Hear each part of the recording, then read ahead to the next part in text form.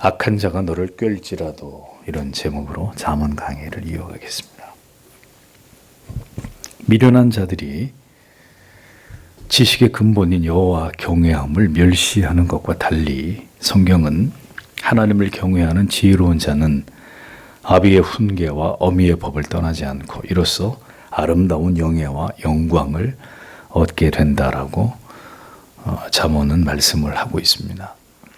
하나님께서 위임하신 영적인 권위를 가진 부모라고 하는 위치로 대표되는 부모님을 통해서, 그리고 또 영적인 하나님의 말씀으로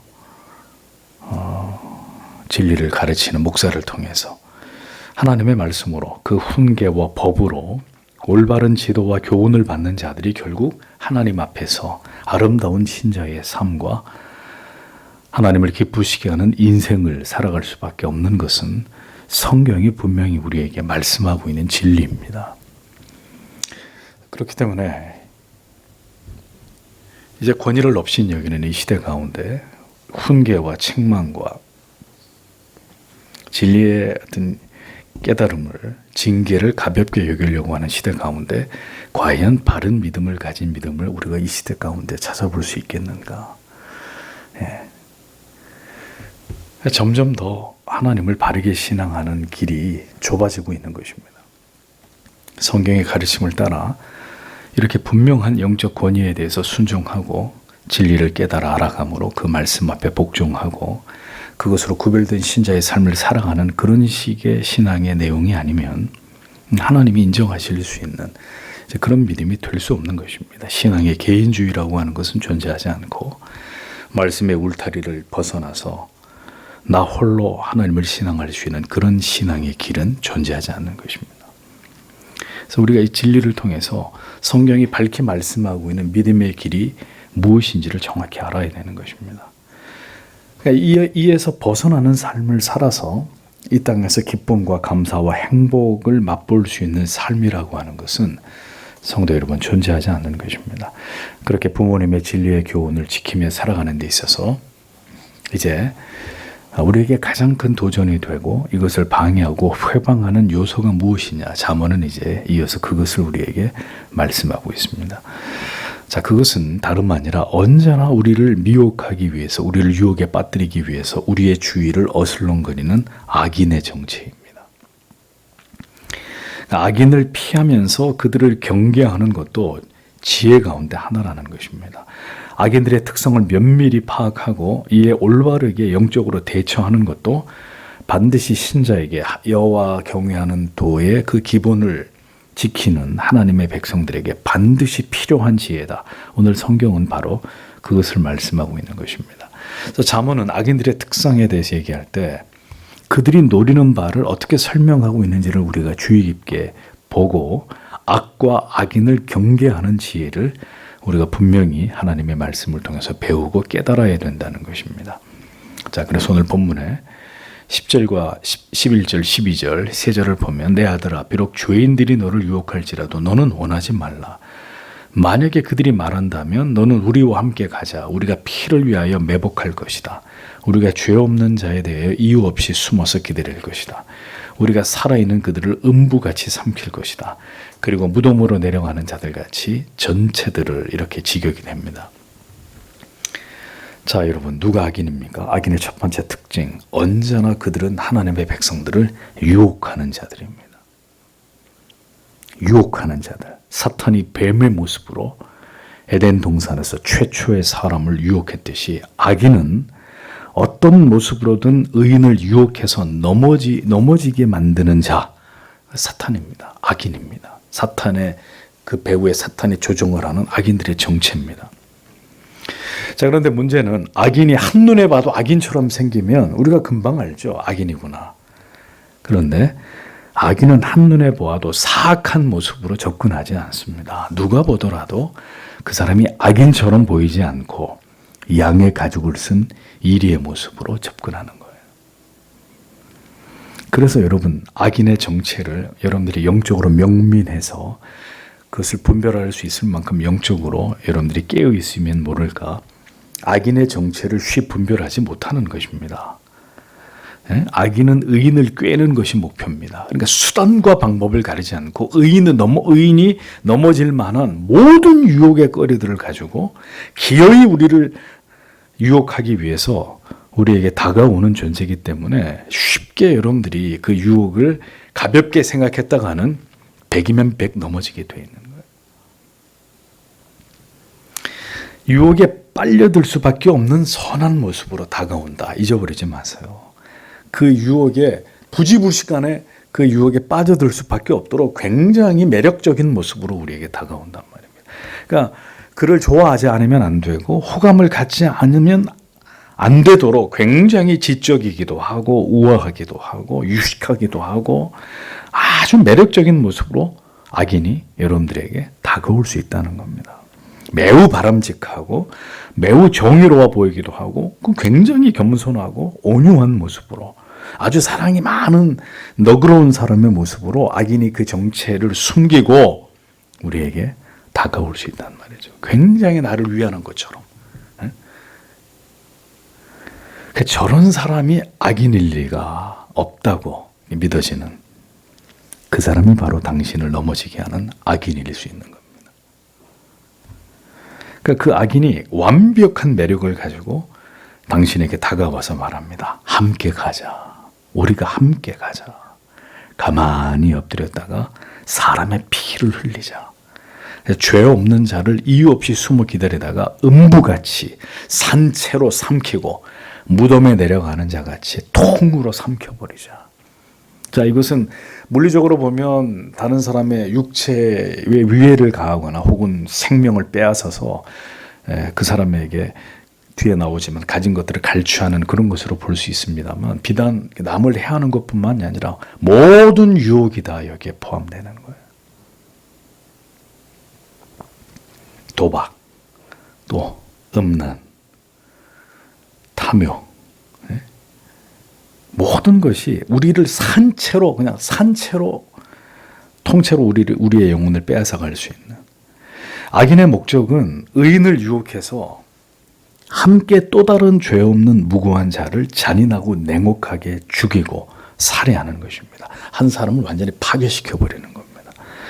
이렇게 참으로 무서운 일들을 전혀 양심의 가책을 느끼지 않고 그것을 자행하는 짓을 범하는 자들, 그 일을 함께 하자고 말하는 자들, 악인들입니다. 무고한 자들을 대상으로 온갖 포악하고 잔인한 악을 행해서 그들의 재산과 목숨을 빼앗고자 하는 자들이 모두 악인들입니다. 사람의 피를 흘리자. 죄 없는 자를 숨어서 기다리다가 산채로 삼키자. 통으로 삼키자. 악인들이 하는 얘기예요. 자, 여러분, 이게 사람이 할 짓입니까? 사람이 사람한테 할 수 있는 짓인가요? 성경은 분명히 내 이웃을 내 몸처럼 사랑하라고 명령했는데 이 하나님의 계명을 정면으로 어기는 거예요. 한 사람을 유혹해서 그를 완전히 파멸에 이르게 만드는 하나님의 계명을 정면으로 어기는 것입니다. 그러니까 악이 뭐냐? 하나님의 형상을 따라서 하나님을 영어롭게 하면서 살아가야 될 인간의 가치를 그 하나님의 법과 명령을 어기고 깨트려서 아주 흉악한 존재로 만들어 버리는 게 악의 목적이에요. 악인의 목적. 사탄이 우리에게 노리는 것입니다. 우리 자신을 아주 더럽게 여기게 만드는 거예요. 우리 자신을 아주 추악하게 여기도록 만드는 거죠. 서로를 사랑하고 배려하고 겸손히 섬기고 화합과 화목을 이루는 것이 하나님의 뜻이라면 사탄 마귀는 사람을 잔인하게 해하고 죽이는 것으로 사람에게 고통과 괴로움과 파괴를 통해서 사람이 사람에 대해서 두려움과 분노와 미움과 불신을 갖게 하는 게 사탄의 목표란 말이죠. 모든 인간과 인간 간의 관계가 다 파괴되고 산산이 쪼개지고 서로를 미워하고 증오하면서 살게 만드는 그게 사탄이 노리는 거예요. 어떻게든 이 세상을 혼란과 공포와 두려움으로 채우기 위한 이게 마귀의 역사고 거기에 이용당하는 자들이 악인들입니다. 그래서 이런 악인들이 일어나서 평범한 무죄한 무고한 사람들을 해하고자 하는 것은 사탄이 그 배후에서 그 일을 조종하기 때문입니다.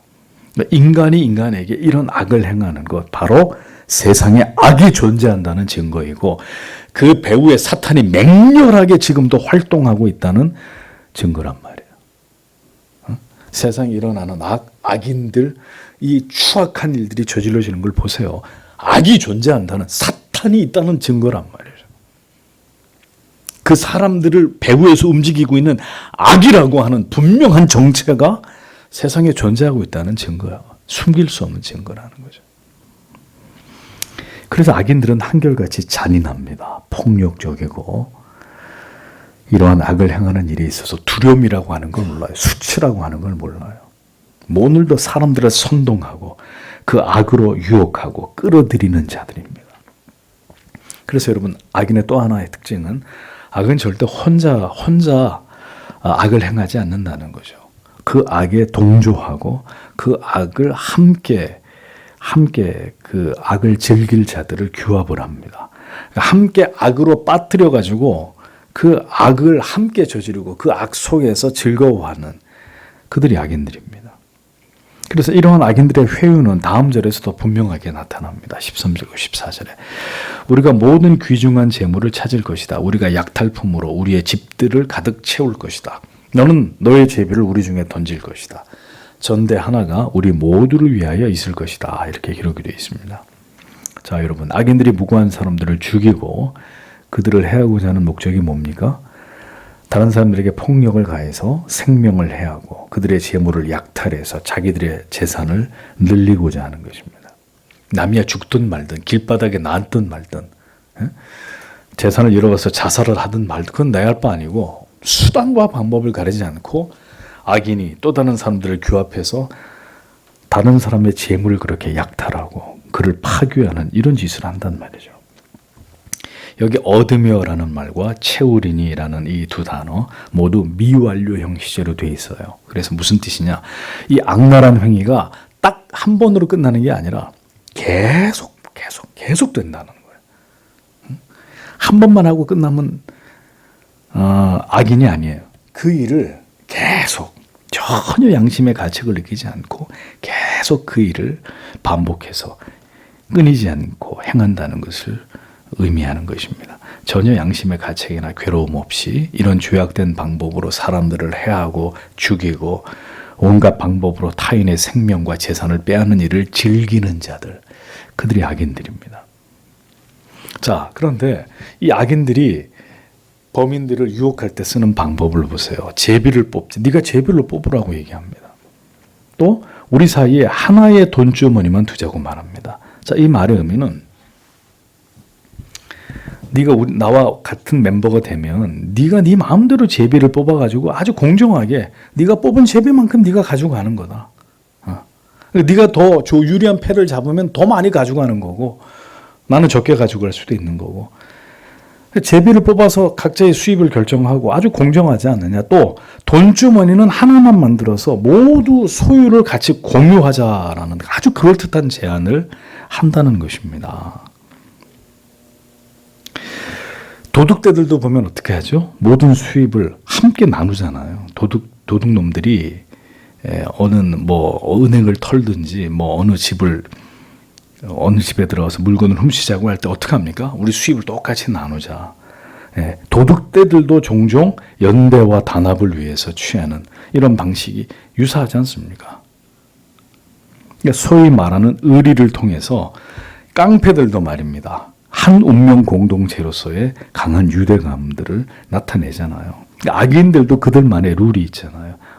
모든 수입을 함께 나누고 이익을 같이 취한다는 것입니다. 그래봐야 도둑놈들이고 강도들일 뿐인데도 굉장히 매력적으로 보이잖아요. 똑같이 나누고, 우리한테는 돈주머니 하나만 다 우리가 같이 수고해서 번 돈이니까 이거 다 우리의 소유다, 내 소유가 아니다. 이런 논리를 편다 이거죠. 그럴듯하잖아요. 무고한 자들을 해칠 뿐만 아니라 선량한 사람들을 유혹해서 공범자로 만들어버립니다. 여러분, 이 사회에 드러나는 악들을 잘 보세요.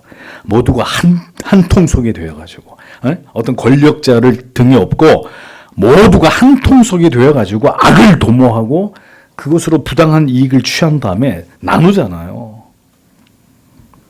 그들이 악이 드러날 때 보면 그래서 항상 단독 범행이 아니라 어떻게 됩니까? 여러 사람이 짜고 한 통 속에 돼가지고 규합돼서 그 악을 도모하고 계획해서 악을 저지르잖아요.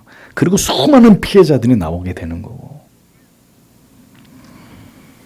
이런 일이 어떻게 벌어질까요? 멀쩡한 사람들이 왜 그런 사기를 치고 다른 사람들을 그렇게 손실을 심지어 죽음으로 내모는 이런 짓을 어떻게 할 수 있을까요? 돈의 위력 앞에서 사람들은 다 이렇게 악인의 꾀임에 넘어가는 거예요. 그 돈의 위력이 그렇게 막강한 한 겁니다. 황금의 눈이 멀면 자기도 모르게 그 죄악의 길로 악인의 꾀임에 넘어가는 거예요. 그 황금을 두려워하지 않으면은 그게 하나님이 허락하신 것이 아니고 그게 추악한 죄악된 방법으로 벌어들인 물질이다. 그래서 그 물질에 대해서 신자가 두려움을 갖지 않으면 성도 여러분, 우리도 넘어지는 거예요. 한순간에 넘어지는 거예요. 감당할 수 없을 만큼의 배당금이 여러분들에게 이번 한탕 잘하면 평생 먹고 살 수 있는 돈이 생겨. 이런 말 하면 안 흔들리겠어요?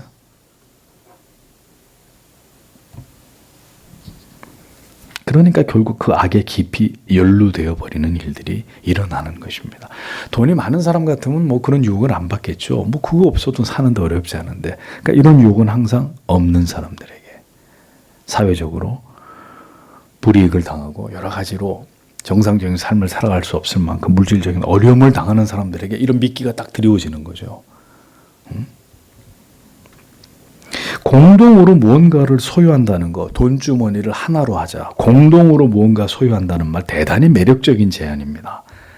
각자의 노력에 의해서 노력한 만큼 자기가 이익을 가져간다는 이런 개념보다 모든 소유를 함께 공유한다는 말은 굉장히 이게 평등이 강조된 개념 같고 강한 유대의식, 독립의식을 고취시키는 이런 의미처럼 다가온단 말이죠. 그래서 공산주의나 사회주의가 굉장히 타락한 자본주의의 대안처럼 여겨지는 것입니다. 그럼 여쭤볼게요. 공산주의나 사회주의가 과연 빈부의 차이를 해결하는 열쇠가 되느냐? 근데 이런 사탕발림 같은 논리에 의외로 많은 사람들이 호감을 갖고 미혹되는 것입니다. 열심히 한 사람이나 게으름을 피운 사람이나 유능한 사람이나 무능한 사람이나 모든 소유를 공유하자. 동일 노동, 동일 임금 이런 거 하자. 이게 얼마나 매력적인 말이에요. 너나 나나 똑같이 받자. 예. 여러분 이게 과연 평등입니까? 이게 잘 사는 길인가요? 악인들의 논리를 한번 보란 말이죠. 뭐 어떤 자들하고 매우 닮은 이야기들을 하죠. 그러니까 무엇으로 치장을 해봐야 악은 악일 뿐입니다. 악은 악일 뿐인 거예요. 그들의 정체는 남을 죽이고 빼앗는 악인들일 뿐입니다. 그 안에 선한 게 뭐가 있어요? 지혜자문이 이어서 말씀합니다. 15절 16절 내 아들아 너는 그들과 함께 길에서 걷지 말 것이다. 너는 너의 발을 그들의 길로부터 억제하라. 왜냐하면 그들의 발들은 악으로 달리고 그들은 피를 흘리기 위하여 재촉하기 때문이다. 라고 기록을 하고 있습니다. 악인들의 길에서 그들과 함께 걷지도 말고 네 발을 그 길에 들여다 놓는 것을 제한해라. 억제해라. 경고하고 있습니다. 고린도후서 6장 14절 15절에 너희는 믿지 않는 자와 멍에를 같이 하지 말라. 의와 불법이 어찌 함께하며 빛과 어두움이 어찌 사귀며 그리스도와 벨리알이 어찌 조화되며 믿는 자와 믿지 않는 자가 어찌 상관하며 라고 기록되어 있습니다. 아니, 신자와 불신자가 의인과 악인이 어떻게 한 길로 같이 갈 수 있습니까? 어떻게 그게 가능합니까? 그 가능하지 않은 걸 왜 가능하다고 우기냔 말이에요. 진리에 대해서 무식하니까 그런 거죠. 무지하니까. 신자와 불신자가 함께 결혼을 한다는 거, 그러면은 거기에 신자가 없다는 얘기예요. 제가 아주 솔직히 신자와 불신자가 결혼한다? 신자가 아니라는 얘기예요. 불신자는 원래 불신자고 그 신자라고 자칭 스스로 여기는 신자가 아니기 때문에 불신자하고 결혼하는 거예요. 뭐 어렵게 얘기할 필요 없습니다. 의인과 악인이 함께 갈 수 없어요. 같이 가게 된다면 그건 곧 재앙이 될 것이고 그로부터 벗어나는 길은 견디기 힘든 고통과 괴로움의 대가를 지불해야 되는 그런 일이 될 것입니다. 그러니까 악인의 길은 결코 부분적으로라도 선한 길이고 의로운 길일 수 없습니다. 잊어버리지 마세요. 악인들이 100%다 악은 아니지 않습니까? 그 악 중에서도 뭐 좀 좋은 부분이 있지 않을까요? 천만에. 악인은 부분적으로라도 선이나 의가 그 악인에게 있을 수가 없어요. 그 길은 완전하게 악으로 향하는 길이고 기필코 피를 흘리는 일을 향해서 속히 달려가는 길이라고 성경은 못 박아 말합니다. 악에서 뭔가 좋은 게 보여? 그럼 여러분들을 미혹하기 위해서 좋게 보이는 것일 뿐입니다. 악에 뭔가 선한 게 있는 게 아니라 불의에 뭔가 의로운 게 좀 의로운 부분도 좀 이렇게 붙어 있는 게 아니라 그거는 여러분들을 속이기 위해서 의로운 척, 선한 척 그렇게 보여지는 거예요. 그게 선이 아니고 의가 아니라. 그들은 악을 행함에 있어서 누군가를 해하는 일에 있어서 절대로 주저하는 자들이 아닙니다. 그 말은 그들의 양심은 이미 화인 맞았고 자기들이 저지를 악에 대해서 전혀 후회하거나 부끄러워하는 자들이 아니라는 뜻입니다. 누가요? 악인들이. 이어지는 악인들에 대한 평가와 그들의 최후에 대한 말씀이 이렇게 기록이 되어 있습니다. 17절에서 19절에 참으로 모든 새의 눈들 앞에 그물을 펼치는 것은 헛되다. 그리고 이들은 그들 자신의 피를 위하여 매복한다. 그들은 그들 자신의 생명들을 위하여 숨어서 기다린다. 불의한 이득을 폭력으로 얻는 모든 자의 길들은 이러하다. 그것이 그것의 소유자의 생명을 취할 것이다. 이렇게 기록이 되어 있습니다. 자, 17절의 말씀. 네. 무릇 새가 그물 치는 것을 보면 헛일이겠거늘. 이게 무슨 뜻입니까? 이게 속담인데 이 같은 모든 악인들의 남을 해하기 위한 사악한 괴계는 절대로 성공할 수 없을 것이다. 이런 의미를 비유적으로 표현한 것입니다.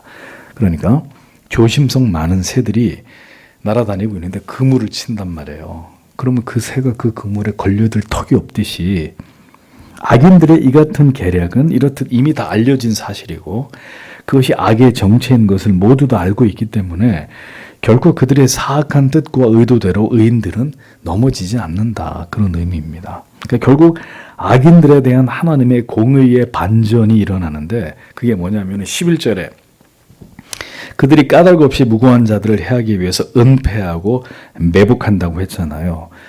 그런데 어떻게 된다는 거죠? 자기들의 꾀에, 자기들의 함정에 자기들이 넘어가도록 하나님이 그렇게 징벌을 가하신다. 그런 뜻입니다. 남을 죽이려고 숨어 있다가 자기가 죽임을 당하는 거예요. 그게 하나님의 공의적 악인들에 대한 하나님의 두려운 징벌이라는 것입니다. 반전이죠. 악인들이 이번에도 또 어떤 사람을 또 우리가 몰래 덮쳐서 생명을 빼앗고 그가 가진 것을 빼앗을까 하고 있는데 그 자리에서 결국 죽임을 당하는 건 그 악인이 되고 말 것이다. 성경이 말씀하고 있습니다. 악인은 언제나 그렇게 자기가 파놓은 함정에 스스로 빠져들게 되는 것으로 종지부를 찍는 거예요. 처음에는 잘 되는 듯 보여요. 속이고 빼앗고 속이고 죽이고 막 하면서 그 일이 잘 되는 것처럼 보여요. 하나님의 인내의 한계가 끝이 나고 그 악인들을 하나님이 멸해야 되겠다고 하나님이 계획하시는 순간 지가 파놓은 함정에 지가 걸려드는 거예요. 하만처럼. 그것은 공의의 하나님께서 언제나 그렇게 악인들을 심판하시는 재판장이시기 때문입니다. 그러니 여러분 악을 도모하면서 권력을 등에 업고 오만 가지 나쁜 짓을 하는 사람들 세상에서 잘 나가 보이죠? 지금은 잘 나가는 것 같죠? 자기들 세상인 것 같죠? 두고 보세요. 공의의 하나님이 어떻게 그 악인들을 멸하시는지. 근데 물론 이 땅에서 하나님이 때에 따라서 그렇게 악인들을 심판하셔서 많은 사람들 앞에 도덕적 공의를 드러내실 수도 있어요.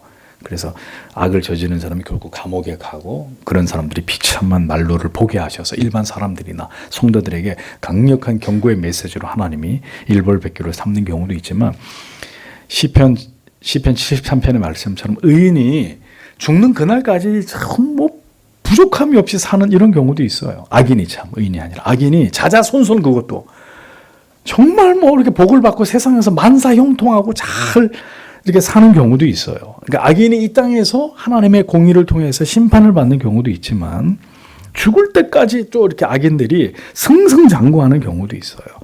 그러면 그 심판은 언제 받느냐? 죽고 난 직후에 받는 거죠. 네. 죽고 난 직후에 그들은 영벌에 처해지는 것이고 영원히 꺼지지 않는 지옥불에 던져지는 것으로 결국은 심판을 받게 되는 것입니다. 아무튼 성경은 분명히 말합니다. 악을 도모하는 자들은 그들의 계략에 스스로 걸려들게 되고 자기들이 그렇게 걸려들어서 이렇게 비참하게 죽는구나라는 걸 깨달으면서 이 세상을 마지막으로 떠나게 되는 가장 어리석고 불행한 자들이 악인들이고 그 악인들의 꾀임에 넘어간 자들이다. 성경이 우리에게 분명하게 말씀하고 있는 진리입니다. 악인들이 이같이 불의한 방법으로 죄 없는 사람들을 상대로 폭력적이고 잔인한 방법으로 그들이 이익을 얻고자 하는 이 모든 악한 일들은 결국은 그들의 생명을 하나님이 취하시는 것으로 또 그들을 영원한 꺼지지 않는 지옥불에 던져서 그들을 멸하시는 것으로 결국 그러한 결과가 주어질 뿐이다. 성경이 엄중 경고하는 거예요. 그러니까 악인들에게 그런 결과가 요행이 일어나지 않을 수도 있지 않을까? 이런 생각을 다 차단하는 거예요.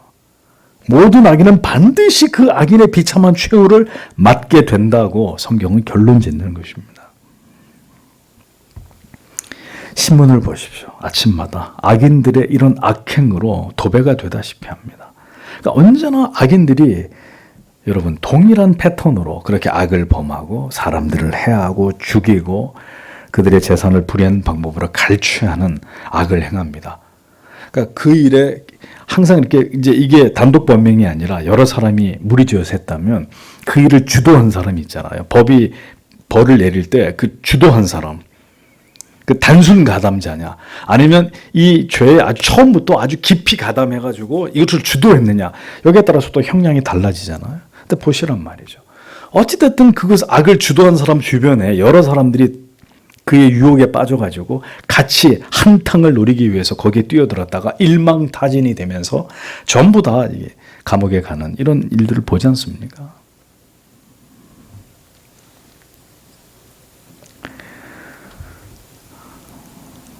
문제는 그들의 악의 어떤 모습과 내용으로든 신자가 그 가운데 함께 하든지 그 길에 서는 것은 결국 파멸의 지름길이라는 것을 성경이 우리에게 분명하게 경고하는 거예요.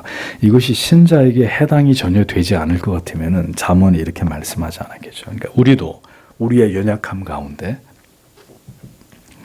악은 모양이라도 버려야 되는데 우리의 연약함이 발동할 때 황금에 눈이 멀게 되고 깊이 죄에 빠져서 이게 선인지 악인지 제대로 분별이 안 되는 거죠. 뭐 다 그렇게 사는데 이번 한 번만 눈 딱 감고 이제 이런 이제 하나님과 멀어져서 우리의 지정의가 혼란을 일으키게 되면 우리도 모르게 황금의 위력과 유혹 앞에 무릎을 꿇고 신자가 걸어가선 안 되는 길로 가게 된단 말입니다. 간단한 문제가 아니에요, 절대로. 성경에 살인하지 말라, 6계명에 살인하지 말라, 실제로 사람을 죽이는 것뿐만이 아니고요. 그의 재산을 빼앗고 손해를 입히고 명예를 더럽히고 그의 건강을 해치는 이 모든 일 다 확대해서 적용합니다. 살인하지 말라에 다 들어갑니다. 그러니까 신자는 목적을 위해서 모든 수단을 정당화하는 것을 악으로 간주하는 사람들이에요. 목적이 선하냐? 방법도 수단도 선해야 된다. 우리는 이걸 붙드는 사람들이에요. 내가 이익을 얻고자 타인에게 고통과 손실과 피해를 입히는 것, 이거 하나님 앞에서 죄라고 여기는 사람들이 신자란 말이에요. 세상 사람들은 전혀 그런 거에 일말의 양심의 가책도 없어요. 그래서 로마서 12장 2절에 뭐라 그랬습니까? 너희는 이 세대를 본받지 말라고 분명히 경고했습니다. 이 죄악에 찌든 이 인간적인 사고, 죄를 죄라고 여기지 않는 지금의 이 시대를 보세요. 도덕과 윤리가 다 붕괴되고 얼마 전만 해도 죄인 것들이 지금은 다 죄가 아닌 게 되어버린 이런 혼란 속에서 너희는 이 세상을 본받지 말라. 이 세대를 본받지 말라. 요한일서 2장 15절 16절 이 세상이나 세상에 있는 것들을 사랑치 말라. 누구든지 세상을 사랑하면 아버지의 사랑이 그 속에 있지 아니하니 이는 세상에 있는 모든 것이 육신의 정욕, 안목의 정욕, 이생의 자랑이니 다 아버지께로 쫓아온 것이 아니요 세상으로 쫓아오는 것이다. 신자인데 자꾸 세상 쪽으로 가요. 그러면 여기에 걸려드는 거예요. 악인에게 걸려드는 거예요. 예외 없이. 신자가 하나님의 말씀에 붙어서 하나님께 붙어서 하나님을 가까이 하면서 인생을 가야 되는데 자꾸 세상에 붙는 거예요. 세상에. 쾌락에, 돈에. 도리가 없다니까요. 우리도 결국 넘어지게 되는 거죠. 그 악인의 마수에 걸려드는 거죠. 그게 목사가 됐든 누가 됐든. 악인은 황금의 가치를 쫓아가고 물질 때문에 사람을 죽이고 해할 수 있는 악랄한 자들입니다. 문제는 그러한 세속적이고 탐욕적인 사상이나 정신에 그리스도인들조차도 물들 수 있다는 거예요. 그리스도인들조차도. 성경의 지지를 받을 수 없는 어떤 악한 정신에, 악한 사상에 동조하고 그 악을 추구하는 자리에 자기도 모르게 거기 가서 서 있는 거죠. 악인이 옳소 하는 쪽에 서 있단 말입니다. 신자가. 교회가. 사람 죽이지 않더라도 우리가 사람을 죽이지 않더라도 사람을 죽이는 자들을 옳다고 지지해주고 있는 이런 짓을 할 수 있단 말입니다. 그건 죄가 아니에요? 꼭 우리 손에 피를 묻혀야만 죄입니까? 손에 피를 묻히는 자들을 옳다고 얘기하는 건 죄가 아니에요, 그러면은? 말씀드립니다. 악에 빠지지 않는 길은 우리 힘으로 안 돼요. 하나님을, 진리를 가까이 하는 길입니다. 여러분들에게 칼날 같은 분별력이 생기고 악을 악이라고 규정할 수 있는 그 지혜와 명철이고 용기가 있어야 되는 것이고 뭘 가까이 하고 사십니까? 우리가 지금 뭘 가까이 하고 살고 있죠? 우리는 어떤 영향을 받고 있는 거고 우리의 가치 판단과 기준에 뭐가 서 있냔 말이죠. 그 안에. 모든 영적인 가치들, 거룩한 것들을 사모하고 믿음의 공동체 안에서 모두 다 사랑의 스크럼을, 기도의 스크럼을 짜고 서로를 위해 기도해주고 붙들어주고 그 안에 있어야 여러분들이 안전하단 말입니다. 뛰쳐나가면 안 되고 그러면 사탄의 밥이 되는 것이고 하나님의 보호하심 아래에 거하도록 언제나 깨어서 서로를 위해서 기도해주고 그리고 세상을 바라보지 않고 진리의 좁은 길을 바라보면서 우리의 궁극에 우리의 도달할 영원한 하나님의 나라, 영원한 도성을 바라보면서 가는 것입니다. 그래서 여러분 주님이 우리에게 뭐라고 기도하라고 그러셨어요? 시험에 들게 하지 마옵시고. 성도 여러분, 미혹의 시대입니다. 미혹의 시대. 남녀노소 할 거 없이 육신의 정욕, 안목의 정욕, 이생의 자랑에 이 유혹으로 창궐한 시대를 살고 있잖아요. 지금 차라리 장님이 되면 좋겠어요. 어떤 면에서는. 안 보면은 유혹을 받지 않을 텐데 오만 가지를 다 보고 있으니까 아침에 눈 떠서 저녁에 눈 감을 때까지 미혹의 시대, 유혹의 시대입니다. 내가 지금 악한 길을 가고 있어도 그게 악인지조차 알지 못하는 대혼란의 혼돈의 시대를 지금 살아가고 있습니다. 진리 위에 서서 칼날같이 분별하고 악은 모양이라도 버리고 그 악을 미워하지 증오하지 않고는 부지불식간에 우리도 악인과 함께 악을 도모하며 살아가는 자가 될 수 있다는 것입니다. 여러분들에게 하나님의 은혜가 충만하다는 증거가 뭐냐면 죄와 악을 볼 때 영혼에서 이 혐오감이 나오는 거예요. 역한 반응이 일어나는 거예요. 그 죄를 보고 아주 추악하다고 여기는 거예요. 그게 영적으로 살아있다는 증거예요. 근데 여러분들이 영적으로 죽어있거나 잠들어 있으면 악을 보고도 그 악이 탐스러워 보이는 거야. 보지도 말고 먹지도 말라 그러는데 보암직하고 먹음직하고 이거 어떻게 내가 해볼 수 없을까? 이미 여러분들의 영혼이 세상에게 빼앗겼다는 얘기죠. 아름다워 보여. 세상의 모든 게 아름다워 보인다고요. 연예인들이 그렇게 이뻐 보이고 세상에 속한 모든 것들이 너무너무 좋아 보이는 거예요. 더 큰 집에 살고 싶고 더 좋은 거 먹고 싶고 하나님과 멀어졌다는 얘기입니다. 진리의 방패가 다 내려졌다는 얘기예요. 자, 그러면 이제 내 이익만 생각한 나머지 타인의 눈에 피눈물로 흐르게 하는 일들 신자가 자연스럽게 행하게 되는 거예요.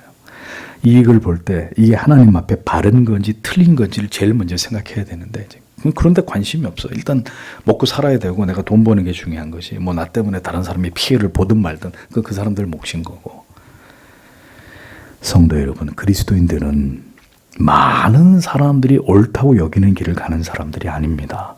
오직 하나님께서 옳다고 말씀하시는 그 길로 가는 사람들입니다. 왜 다른 사람들을 쳐다봅니까? 아니 왜 다른 사람들을 다른 사람들은 어디로 가나? 다른 사람들은 어떻게 사나? 아니 왜 다른 사람들을 쳐다보냐고요. 그리스도인들은 내가 생각할 때 올바른 길을, 내가 판단할 때 이 정도는 괜찮다라고 여겨지는 그런 직업, 이윤 추구의 이런 방법들로 살아가는 자들이 아닙니다. 하나님이 보실 때 주의를 성수하고 정직하고 진실하고 성실하고 이웃의 이익을 먼저 생각하는 그런 중심으로, 그런 우선순위로 모든 경제 행위를 행하는 그들이 하나님의 사람들이잖아요. 내가 꿈꾸는 삶을 사는 게 아닙니다. 하나님이 나에게 명하신 그 삶을 살아내는 사람들입니다. 내가 살아가고 싶은 삶을 사는 게 아니라 살아가라고 말씀하시는 그 삶을 이 땅에서 살아내는 사람들이 하나님의 자녀들입니다. 착각하지 마십시오. 누가 여러분들 마음대로 살아도 된다 그래요. 세상이 하는 소리란 말이에요. 세상이. 네 마음대로 살아. 네 인생이야. 네 행복을 위해서 마음대로 살아. 누구도 너한테 이래라 저랄 권한이 없어. 그건 다 세상의 마귀들 소리란 말입니다. 응? 어떻게 신자가 그런 말들을 듣고 지 마음대로 사냐고. 자기 마음대로. 지옥에 갈 사람이 아니라면. 잠언의 지혜와 분별이 우리의 삶을 바라보는 철저한 분별력을 우리에게 주시기를 성도 여러분 기도하십시오. 잠언을 듣는 내내 이것이 길이란 말이에요. 우리가 걸어가야 될 길. 어떤 게 지혜롭고 명철한 길, 어떤 게 유혹에 악에 빠지지 않는 길인지 잠언은 길을 보여주는 거예요. 길. 근데 길만 안다고 다 되는 게 아니라 주여 이 길을 주의 은혜로 하나님께 붙들려서 잘 갈 수 있도록 하나님 도와주십시오. 그러니까 답은 내 안에 있지 않아요. 내가 여러분들에게 귀에 딱지가 않도록 말씀드립니다. 아무리 내가 하려고 해도 안 돼. 그럼 어떻게? 붙어 있으란 말이에요. 붙어 있으라. 하나님의 말씀에, 진리의 말씀에, 믿음의 공동체 안에, 예배에, 경건의 시간에, 기도에. 이런 종이는 그냥 이렇게 찢어지잖아요. 이렇게 아무 힘이 없어요. 이렇게 아무 힘이. 그런데 이 얇은 종이가 이 안에 들어가 있어요. 이거 누가 찢을 수 있어요? 찢어보세요. 한번. 찢어보라고. 이 종이를 여기다 이렇게 딱 붙이면 이 종이가 무슨 수로 이걸 찢어요? 같이 붙어 있는 거를. 아무도 찢을 수가 없어요. 붙어 있으란 말입니다. 붙어 있으라고요. 떨어지지 말라고요. 떨어지면 사탄의 밥이 되는 겁니다. 도리가 없어요. 그렇게 살아야 한 번밖에 없는 인생, 이 진리의 도를 따라서 하나님께 영광이 되는, 하나님을 기쁘시게 하는 성도의 삶을 살아낼 거 아닙니까? 그렇게 넘어지고 쓰러지고 그렇게 해서 인생 다 지나가면 어느 세월에 우리가 하나님의 영광을 위해서, 하나님이 언제 우리를 통해서 영광을 받으시겠습니까? 그렇게 해서 인생이 그냥 져버리면, 그렇게 한 인생 그냥 휙 지나가 버리면. 성도 여러분, 오늘은 지혜가 우리에게 무엇을 피해야 되느냐? 악인이다. 악인이 누구냐? 이런 자들이 악인이다. 우리에게 분명하게 말씀하고 있습니다. 우리가 살아가는 시대 속에 모든 곳에 이 악인들이 존재하잖아요. 그러면 그 속에서 그리스도인이 어떻게 살아야 되느냐. 오늘의 성경은 그 지혜를 우리에게 말씀해 주고 있습니다. 오늘도 주신 말씀 붙들고 하나님을 의지하고 주여 믿음으로 살도록 주님 우리와 함께 하시고 그 길로 우리를 인도해 주옵소서. 다 함께 기도하시고 돌아가시길 바랍니다. 기도하겠습니다.